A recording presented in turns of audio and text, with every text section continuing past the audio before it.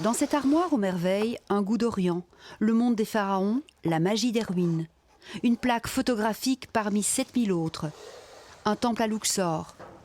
Voilà une royale aventurière saisie sur le vif par l'égyptologue Jean Capart. Nous sommes en 1930. Voilà, c'est une photo de la reine Elisabeth de Belgique qui visite le temple de Medinet Habu à Luxor. Et on la voit ici, assise dans un petit panier. Les fouilles en Égypte, les bords du Nil, les hommes et les femmes, et même le retour d'un mastaba au musée à Bruxelles. Une moitié de siècle de mémoire saisie.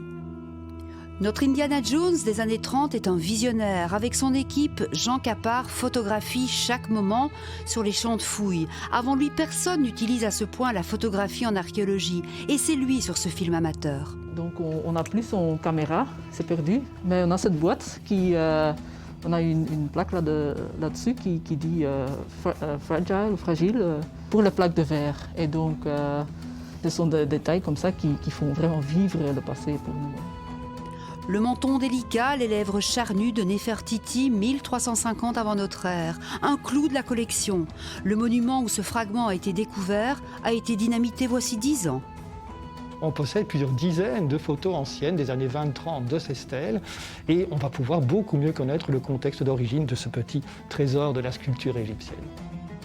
Quand on regarde ce mastaba, ce monument funéraire, dans les salles du musée, on s'extasie devant la série de photos de 1905. Tout y est, de l'Égypte à Bruxelles, la fouille, le transport en caisse et le travail titanesque de remontage.